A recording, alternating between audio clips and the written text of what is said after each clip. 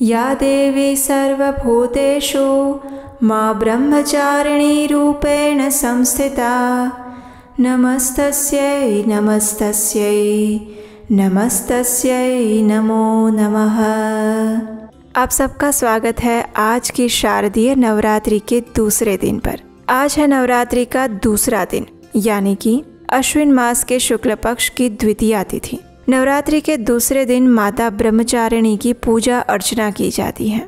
उन्हें विशेषकर लाल रंग के वस्त्र धारण करवाए जाते हैं। भगवान शिव को पति रूप में प्राप्त करने के लिए माता पार्वती ने जब तपस्या की थी, तभी उन्हीं का ये ब्रह्मचारिणी स्वरूप विद्यमान हुआ था। ऐसा कहा जाता है कि माता ब्रह्मचारिणी मंगल ग्रह का संचालन करती हैं और इसीलिए आज अत्यंत विशेष और पवित्र दिवस है, क्योंकि आज मंगलवार का दिवस है और तारीख है 23 सितंबर 2025। आज चंद्र दर्शन का भी शुभ अवसर उपलब्ध है और उसके साथ ही आज इस वीडियो के अंत में आपके लिए विशेष रूप से एक ऐसा भजन, एक ऐसा गीत जिसे सुने बिना आपका ये कथा श्रवण अधूरा रह जाएगा और आज की नवरात्रि भी अधूरी रह जाएगी। तो अंत तक इस वीडियो को अवश्य सुनिएगा और अगर अच्छा लगे तो अपने परिवार में सभी लोगों को शेयर कर दीजिएगा। तो चलिए, ऐसे पावन अवसर पर नवरात्रि के दूसरे दिन पर हम माता ब्रह्मचारिणी की पौराणिक कथा का श्रवण करते हैं। आइए आज की नवरात्रि व्रत कथा का आरंभ करते हैं और सुनते हैं नवरात्रि के दूसरे दिन की कथा। जब माता सती ने पुनः जन्म लेकर पर्वतराज हिमालय के घर में पार्वती के रूप में जन्म लिया था, तो नारद जी के उपदेश से उन्होंने कठोर तप किया, जिसके फल स्वरूप वे भगवान शिव को पति रूप में प्राप्त कर सकी। इस कठोर तप के कारण उनका नाम ब्रह्मचारिणी या तपस्चारिणी पड़ा। महादेव को प्राप्त करने के लिए माता पार्वती गंगोत्री के पास गंगा अवतरण स्थान पर भृंगी तीर्थ में तपस्या करने चली गई। वहाँ भगवान शिव की आराधना करते हुए उन्होंने 10,000 वर्षों तक केवल फल कंदमूल खाए और 100 वर्षों तक शाक खाकर जीवित रही। इस प्रकार कठोर उपवास रखकर और वर्षा तथा धूप को सहते हुए तपस्या करती रही। उसके बाद उन्होंने 3,000 वर्षों तक गिरे हुए सूखे बिल्व पत्र खाए और भगवान शंकर की आराधना करती रही। उसके बाद तो उन्होंने वे सूखे बिल्व पत्र खाना भी छोड़ दिया। इस प्रकार निर्जल और निराहार रहकर वे कई हजार वर्षों तक तपस्या करती रही।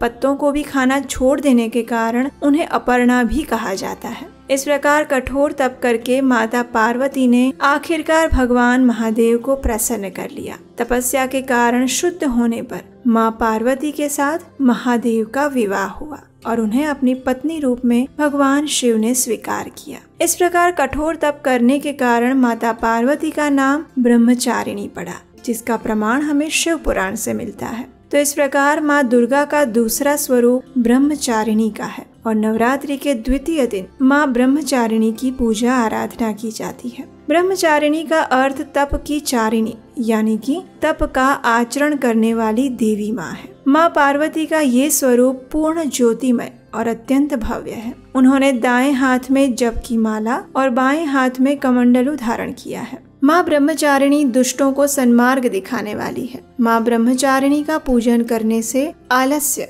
अहंकार, लोभ, असत्य, स्वार्थ और ईर्ष्या जैसी दुष्प्रवृत्तियाँ दूर हो जाती है। उनका स्मरण मात्र करने से एकाग्रता और स्थिरता आती है। साथ ही विवेक, बुद्धि और धैर्य में भी वृद्धि होती है। माता की भक्ति करने से व्यक्ति में तप की शक्ति, त्याग, सदाचार, संयम और वैराग्य जैसे सद्गुणों में वृद्धि होती है। आइए अब हम देवी भगवती से जुड़ी एक और पौराणिक कथा का श्रवण करते हैं।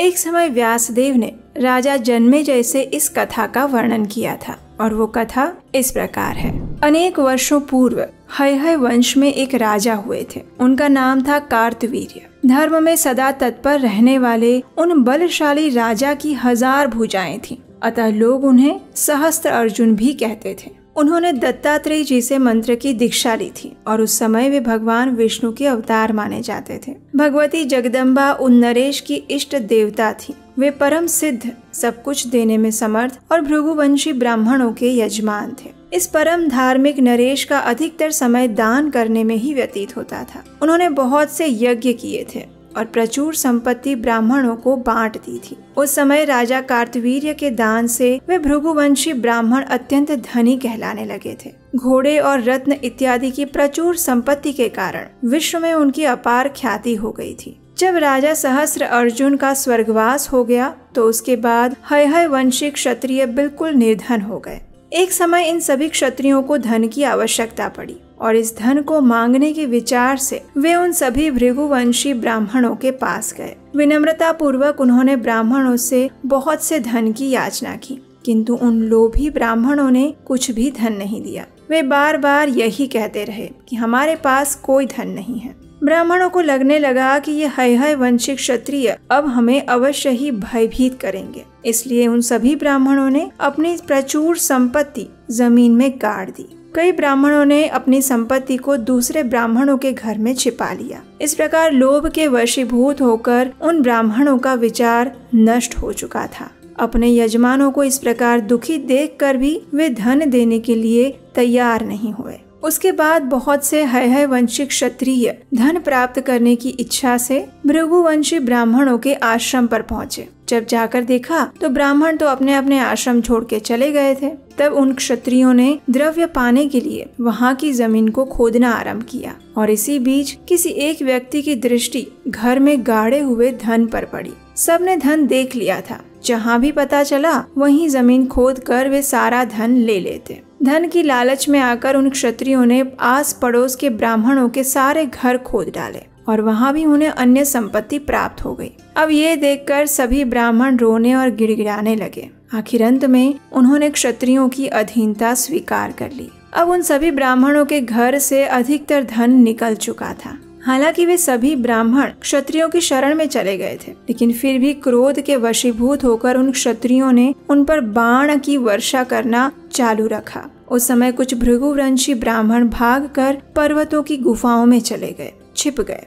तो हय वंशी क्षत्रिय भी वहां पहुंच गए। भृगुकुल का संहार करते हुए वे इस भूमंडल पर विचरण करने लगे। जहां भी इन क्षत्रियों को भृगु के वंशज मिल जाते वे उन्हें अपने तीखे तीरों से मार कर उन्हें मृत्यु के देवता यमराज के पास पहुंचा देते। अब ये सभी क्षत्रिय पाप करने लगे थे। उनके इस निंदनीय कर्म से जिन स्त्रियों का गर्भ नष्ट हो जाता था वे बेचारी अत्यंत दुखी होकर कुरोरी पक्षी की भांति विलाप करने लगती थी। और उस समय तीर्थवासी कुछ अन्य मुनियों ने उन अभिमानी हय वंशी क्षत्रियों से कहा, हे क्षत्रियों, तुम ब्राह्मणों पर इतना भयंकर क्रोध मत करो। ये बड़ा ही अनुचित कर्म है। तुम्हें ऐसा निंदनीय कार्य नहीं करना चाहिए। जो भृगुकुल की स्त्रियों के गर्भ का भी उच्छेद करने में तुम तत्पर हो गए हो। हे क्षत्रियों, जब पुण्य अथवा पाप उग्र और असीमित हो जाता है तब उसका फल इस जन्म में ही सामने आ जाता है। अतः कल्याणकामी पुरुषों को ऐसा निंदनीय कार्य नहीं करना चाहिए। क्रोध में भरे हुए वे हय संज्ञक क्षत्रियों ने जब ये बात सुनी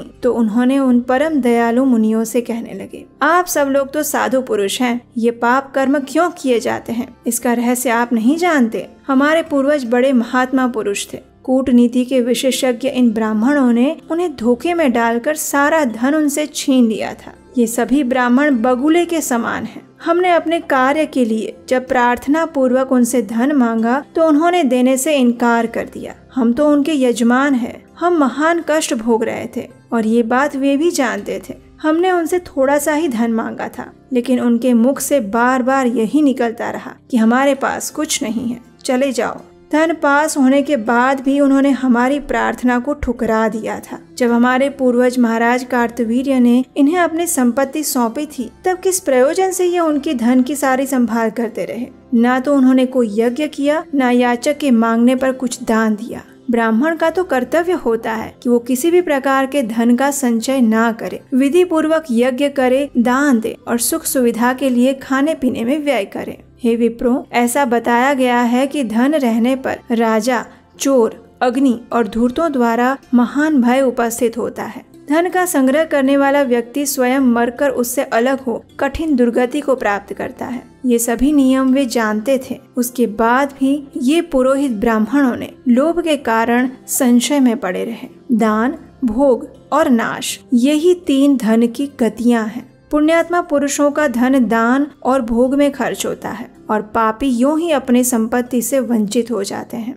जो कृपण लोग न तो धन का दान करता है, न खाने पीने में खर्च करता है और केवल संचय ही करता रहता है, उसे महान क्लेश भोगना पड़ता है और अंत में उसका धन नाश हो जाता है। इसलिए हमारे गुरु कहलाने वाले इन अधम ब्राह्मणों को मारने के लिए हम तत्पर हुए हैं। ये बड़े ही धूर्त हैं। आप तो महात्मा पुरुष हैं, इसलिए आप कृपया इस विषय में क्रोध ना करें। इस प्रकार मुनियों को आश्वासन देने के बाद उन हय वंशिक क्षत्रियों ने अपना कुकृत्य चालू रखा। धन की लालच में आकर उन क्षत्रियों ने ब्राह्मणों को बहुत सताया। लोभ में भरे हुए मानव की बुद्धि नष्ट हो जाती है। वो पापी व्यक्ति कौन सा ऐसा दुष्कर्म है जो नहीं कर सकता। काम, क्रोध और अहंकार ये तीनों शत्रु हैं, लेकिन ये लोभ इनसे भी बढ़कर शत्रु है। इस प्रकार हय वंशिक क्षत्रियों ने दुष्ट बुद्धि वाले बनकर समस्त भार्गव वंश के ब्राह्मणों का संहार कर दिया। जब हय वंशी क्षत्रिय भार्गव वंश की स्त्रियों को इस बात का पता चला तो वे अपार पीड़ा का अनुभव करने लगी। तब वे भय के कारण अत्यंत घबराकर जीवन से निराश होकर हिमालय पर्वत पर चली गई। वहीं नदी के तट पर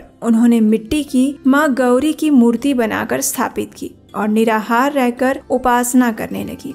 अब उन्हें अपनी मृत्यु सामने दिखाई दे रही थी। उस समय उन श्रेष्ठ स्त्रियों के पास स्वप्न में देवी पधारी और उनसे कहा, तुम लोगों में से किसी एक स्त्री की जांघ से एक पुरुष उत्पन्न होगा। मेरा अंशभूत वो पुरुष तुम लोगों का कार्य संपन्न करेगा। इस प्रकार कहकर भगवती जगदम्बा अंतर्ध्यान हो गई। नींद टूटने पर उन सभी स्त्रियों के मन में बड़ा हर्ष हुआ। उनमें से एक चतुर स्त्री ने गर्भ धारण किया। उसका हृदय भी भय से वंचित नहीं था। वंश वृद्धि के लिए वो वहाँ से भाग चली। क्षत्रियों ने उसे भागते देख लिया। जब उन्होंने देखा कि तेज से इस ब्राह्मणी का मुखमंडल चमक रहा है, तब वे उसके पीछे दौड़े और कहने लगे, बहुत शीघ्र ही इस नारी को पकड़ लो और मार डालो, क्योंकि गर्भ धारण करके ये यहाँ से जा रही है। इस प्रकार कहते हुए हाथ में तलवार लेकर वे उस स्त्री के निकट पहुँच गए। भय से अत्यंत घबराई हुई वो स्त्री सामने आए हुए उन क्षत्रियों को देखकर रोने लगी। गर्भ में रहने वाले बालक ने सुना कि माता रो रही है। इसकी अवस्था बड़ी दयनीय है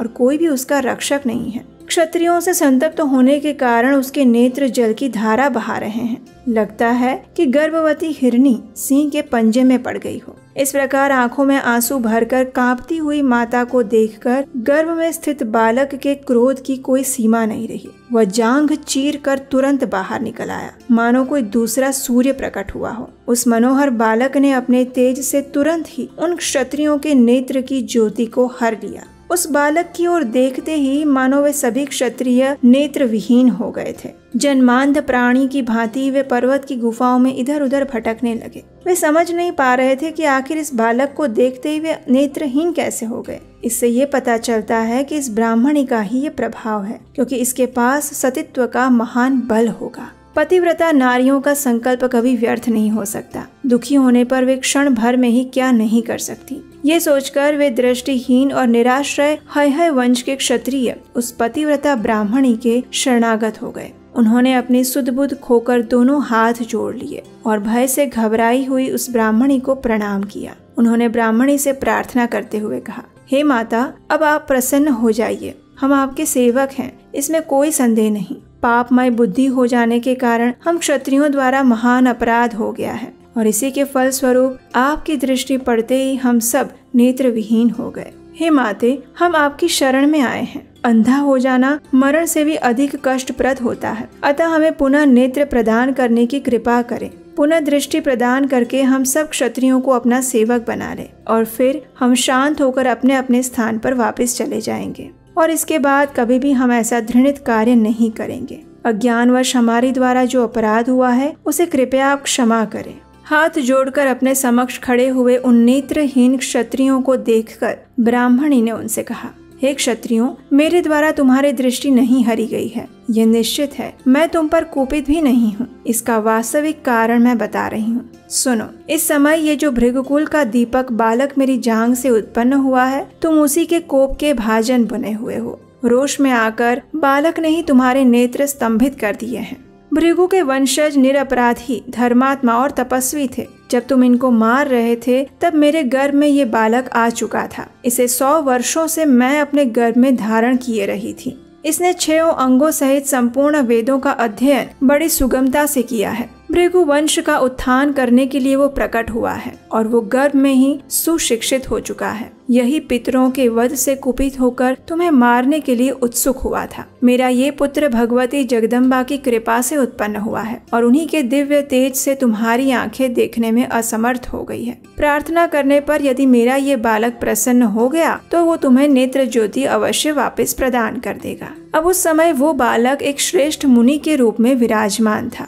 ब्राह्मणी की बात सुनकर हय वंश के क्षत्रियों ने उसके चरणों में मस्तक झुका दिया और बड़ी नम्रता के साथ नेत्रों में ज्योति पाने के लिए वे प्रार्थना करने लगे। उनकी प्रार्थना से वो मुनि कुमार प्रसन्न हो गया और उनसे कहने लगा, हे राजाओं, ठीक है, आप मेरी कही हुई बात पर विश्वास करके अपने घर लौट जाइए। दैव ने जो कुछ भी निश्चित कर दिया है वह अवश्य होकर रहेगा। इस विषय में कोई शोक नहीं करना चाहिए। सभी ऋषि लोग पहले की ही भांति सुखपूर्वक समय व्यतीत करें। जितने भी क्षत्रिय हैं वे सब भी क्रोध त्याग कर आनंद पूर्वक अपने अपने राज्य में लौट जाएं। इस प्रकार उस तेजस्वी बालक के उपदेश देने पर हय वंशिक क्षत्रिय आज्ञा लेकर अपने अपने स्थान पर चले गए। अब उनके नेत्रों में पूर्ववत ज्योति आ गई थी।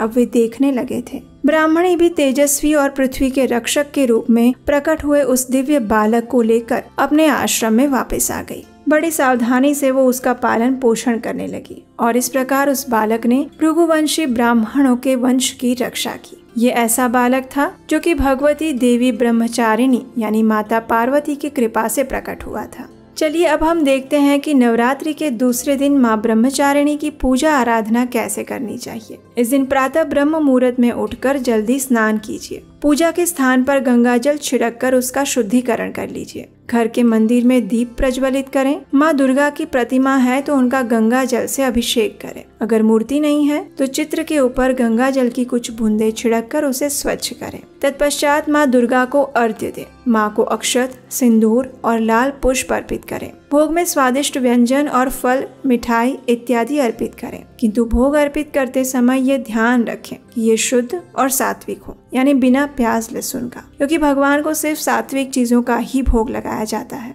अब धूप और दीपक जलाकर दुर्गा चालीसा का पाठ करें और माँ की आरती करें। देवी माँ ब्रह्मचारिणी को गुड़हल और कमल का फूल अत्यंत पसंद है, इसलिए संभव है तो माँ की पूजा के दौरान इन्हीं फूलों को देवी माँ के चरणों में अर्पित करें। माँ को चीनी और मिश्री भी काफी पसंद है, इसलिए उनको चीनी, मिश्री और पंचामृत का भोग भी लगा सकते हैं। दूध और दूध से बने व्यंजन भी उन्हें अति प्रिय है, इसलिए आप उन्हें दूध से बने व्यंजनों का भोग भी लगा सकते हैं। इन्हीं चीजों का दान भी करना चाहिए, तो माँ के आशीर्वाद से सौभाग्य की प्राप्ति होती है। अब इस मंत्र के द्वारा माँ ब्रह्मचारिणी का ध्यान और मंत्र जप कर सकते हैं।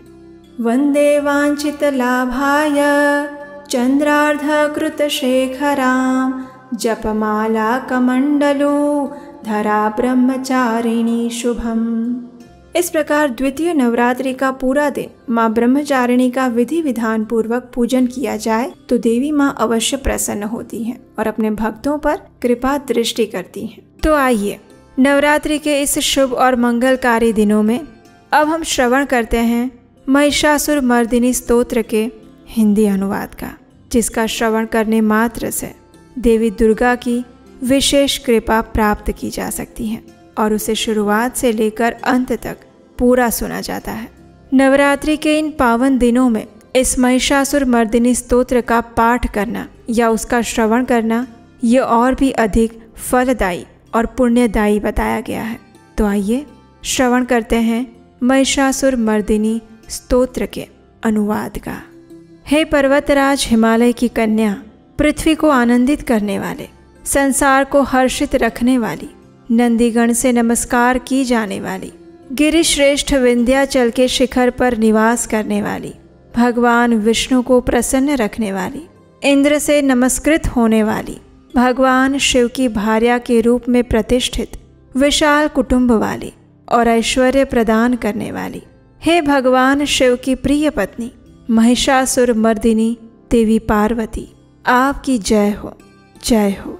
देवराज इंद्र को समृद्धशाली बनाने वाली, दुर्धर तथा दुर्मुख नामक दैत्यों का विनाश करने वाली, सर्वदा हर्षित रहने वाली, तीनों लोकों का पालन पोषण करने वाली, भगवान शिव को संतुष्ट रखने वाली, पाप को दूर करने वाली, घोर गर्जन करने वाली, दैत्यों पर भीषण कोप बरसाने वाली, मदांधों के मद का हरण करने वाली, सदाचार से रहित मुनिजनों पर क्रोध करने वाली और समुद्र की कन्या महालक्ष्मी के रूप में प्रतिष्ठित हे भगवान शिव की प्रिय पत्नी महिषासुर मर्दिनी देवी पार्वती, आपकी जय हो, जय हो।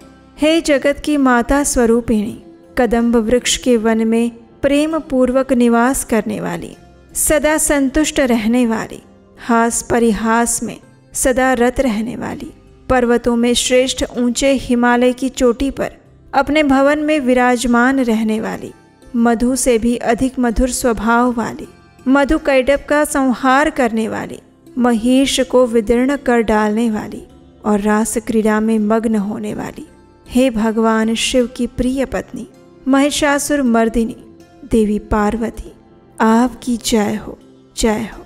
गजाधिपति के बिना सुंड के धड़ को काट काट कर सैकड़ों टुकड़े कर देने वाली, सेनाधिपति चंडमुंड नामक दैत्यों को अपने भुज दंड से मार मार कर विदीर्ण कर देने वाली, शत्रुओं के हाथियों के गंड स्थल को भग्न करने में उत्कट पराक्रम से संपन्न कुशल सिंह पर आरूढ़ होने वाली, हे भगवान शिव की प्रिय पत्नी महिषासुर मर्दिनी देवी पार्वती, आपकी जय हो, जय हो।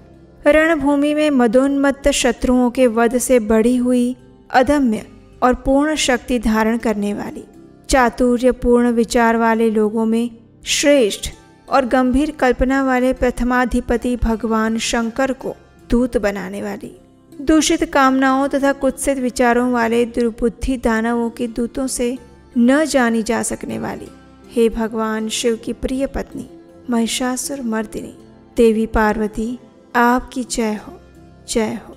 शरणागत शत्रुओं की स्त्रियों के वीर पतियों को अभय प्रदान करने वाले हाथ से शोभा पाने वाली, तीनों लोकों को पीड़ित करने वाले दैत्य शत्रुओं के मस्तक पर प्रहार करने योग्य तेजोमय त्रिशूल हाथ में धारण करने वाली और देवताओं की दुंदुभी से निकलने वाली दुम दुम ध्वनि से समस्त दिशाओं को बार बार गूंजित करने वाली, हे भगवान शिव की प्रिय पत्नी महिषासुर मर्दिनी देवी पार्वती, आपकी जय हो, जय हो। अपने हुंकार मात्र से धूम्रलोचन और धूम्र आदि सैकड़ों असुरों को भस्म कर डालने वाली, युद्ध भूमि में कुपित रक्त बीज के रक्त से उत्पन्न हुए अन्य रक्त बीज समूहों का रक्त पी जाने वाली और शुंभ निशुंभ नामक दैत्यों के महायुद्ध से तृप्त किए गए मंगलकारी शिव के भूत पिशाचों के प्रति अनुराग रखने वाली, हे भगवान शिव की प्रिय पत्नी महिषासुर मर्दिनी देवी पार्वती, आपकी जय हो, जय हो।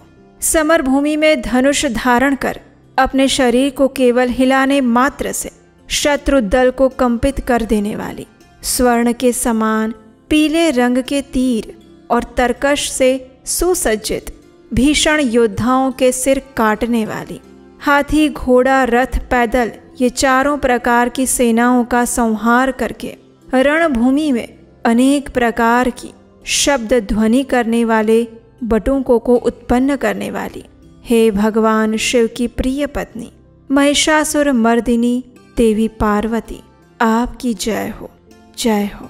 हे देवांगनाओं के तत्था तह्ये थह्ये आदि शब्दों से युक्त भावमय नृत्य में मग्न होने वाली, कुकुथा आदि विभिन्न प्रकार की मात्राओं वाले तालों से युक्त आश्चर्यमय गीतों को सुनने में लीन रहने वाली और मृदंग की धुधुकुट धुधुट आदि गंभीर ध्वनि को सुनने में तत्पर रहने वाली, हे भगवान शिव की प्रिय पत्नी महिषासुर मर्दिनी देवी पार्वती, आपकी जय हो, जय हो। हे जपनीय मंत्र की विजय शक्ति स्वरूपिणी, आपकी बार बार जय हो। जय जयकार शब्द सहित स्तुति करने में तत्पर समस्त संसार के लोगों से नमस्कृत होने वाली, अपने नुपुर के झनझन झिमझिम शब्दों से भूतनाथ भगवान शंकर को मोहित करने वाली और नटी नटों के नायक प्रसिद्ध नट अर्धनारीश्वर शंकर के नृत्य से सुशोभित नाट्य देखने में तल्लीन रहने वाली, हे भगवान शिव की प्रिय पत्नी महिषासुर मर्दिनी देवी पार्वती, आपकी जय हो, जय हो। प्रसन्न चित्त और संतुष्ट देवताओं के द्वारा अर्पित किए गए पुष्पों से अत्यंत मनोरम कांति धारण करने वाली, निशाचरों को वर प्रदान करने वाले शिव जी की भार्या, रात्रि सूक्त से प्रसन्न होने वाली, चंद्रमा के समान मुखमंडल वाली और सुंदर नेत्र वाले कस्तूरी मृगों में व्याकुलता उत्पन्न करने वाले, भौरों से और भ्रांति को दूर करने वाले ज्ञानियों से अनुसरण की जाने वाली, हे भगवान शिव की प्रिय पत्नी महिषासुर मर्दिनी देवी पार्वती, आपकी जय हो, जय हो।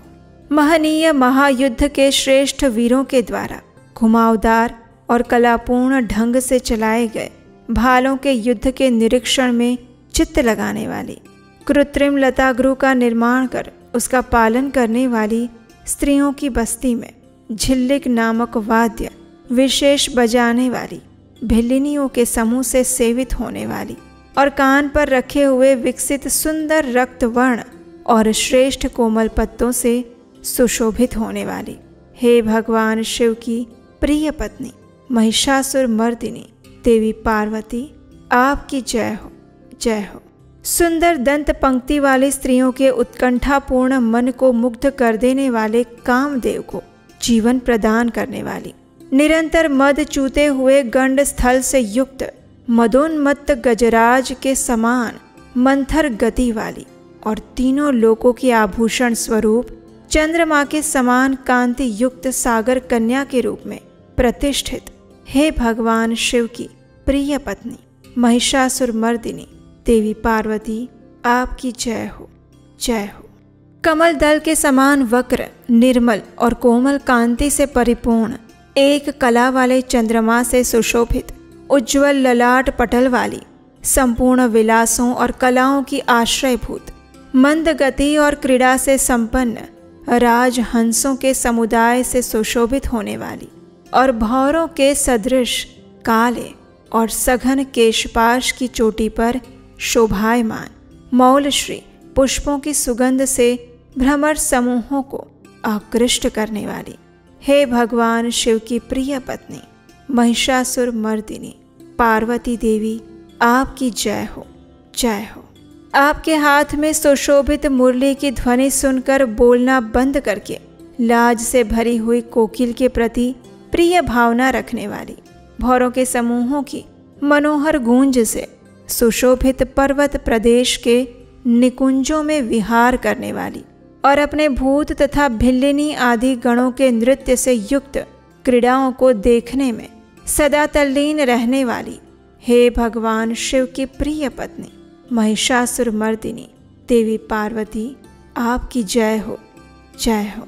अपने कटी प्रदेश पर सुशोभित पीले रंग के रेशमी वस्त्र की विचित्र कांति से सूर्य की प्रभा को तिरस्कृत कर देने वाली, सुमेरु पर्वत के शिखर पर मदोन्मत्त गर्जना करने वाले हाथियों के गंड स्थल के समान वक्ष स्थल वाली और आपको प्रणाम करने वाले देवताओं और दैत्यों के मस्तक पर स्थित मणियों से निकलती हुई किरणों से प्रकाशित, चरण नखों में चंद्रमा समान कांति धारण करने वाली, हे भगवान शिव की प्रिय पत्नी महिषासुर मर्दिनी देवी पार्वती, आपकी जय हो, जय हो। हजारों हस्त नक्षत्रों को जीतने वाले और सहस्त्र किरणों वाले भगवान सूर्य की एकमात्र नमस्करणीय, देवताओं के उद्धार हेतु युद्ध करने वाले, तारकासुर से संग्राम करने वाले और संसार सागर से पार करने वाले शिवजी के पुत्र कार्तिकेय से प्रणाम की जाने वाली और राजा सुरथ और समाधि नामक वैश्य की सविकल्प समाधि के समान समाधियों में सम्यक जपे जाने वाले मंत्रों में प्रेम रखने वाली, हे भगवान शिव की प्रिय पत्नी महिषासुर मर्दिनी देवी पार्वती, आपकी जय हो, जय हो। हे करुणामयी कल्याणमयी शिवे, हे कमल वासिनी कमले, जो मनुष्य प्रतिदिन आपके चरण कमल की उपासना करता है उसे लक्ष्मी का आश्रय क्यों नहीं प्राप्त होगा। हे शिवे, आपका चरण ही परम पद है। ऐसी भावना रखने वाले मुझ भक्त को क्या क्या सुलभ नहीं हो जाएगा। यानी सब कुछ प्राप्त हो जाएगा। हे भगवान शिव की प्रिय पत्नी महिषासुर मर्दिनी देवी पार्वती, आपकी जय हो, जय हो। स्वर्ण के समान चमकते घड़ों के जल से जो आपके प्रांगण की रंग भूमि को प्रक्षालित करके उसे स्वच्छ बनाता है, वो इंद्राणी के समान विशाल वक्ष स्थलों वाली सुंदरियों का सानिध्य सुख अवश्य प्राप्त करता है। हे सरस्वती, मैं आपके चरणों को ही अपनी शरण स्थली बनाऊं, मुझे कल्याण कारक मार्ग प्रदान करें। हे भगवान शिव की प्रिय पत्नी महिषासुर मर्दिनी देवी पार्वती, आपकी जय हो, जय हो। स्वच्छ चंद्रमा के सदृश सुशोभित होने वाले आपके मुख चंद्र को निर्मल करके जो आपको प्रसन्न कर लेता है, क्या उसे देवराज इंद्र की नगरी में रहने वाली चंद्रमुखी सुंदरियां सुख से वंचित रख सकती हैं? भगवान शिव के सम्मान को अपना सर्वस्व समझने वाली हे भगवती, मेरा तो ये विश्वास है कि आपकी कृपा से क्या क्या सिद्ध नहीं हो पाता है। हे भगवान शिव की प्रिय पत्नी महिषासुर मर्दिनी माता पार्वती, आपकी जय हो, जय हो। हे उमे, आप सदा दीन दुखियों पर दया का भाव रखती हैं, अतः आप मुझ पर कृपालु बनी रहें। हे महालक्ष्मी, जैसे आप सारे संसार की माता हैं, वैसे ही मैं आपको अपनी भी माता समझती हूँ। हे शिवे, यदि आपको उचित प्रतीत होता हो तो मुझे अपने लोक में जाने की योग्यता प्रदान कीजिए। हे देवी, मुझ पर दया कीजिए। हे भगवान शिव की प्रिय पत्नी महिषासुर मर्दिनी पार्वती देवी, आपकी जय हो, जय हो। जो मनुष्य शांत भाव से पूर्ण रूप से मन को एकाग्र करके और इंद्रियों पर नियंत्रण करके नियम पूर्वक प्रतिदिन इस स्तोत्र का पाठ करता है या उसका श्रवण करता है, तो भगवती महालक्ष्मी उसके वहाँ सदैव निवास करती हैं और उसके बंधु बांधव और शत्रुजन भी सदा उसकी सेवा में तत्पर रहते हैं। और इसके साथ ही महिषासुर मर्दिनी स्तोत्र यहाँ पर समाप्त हुआ।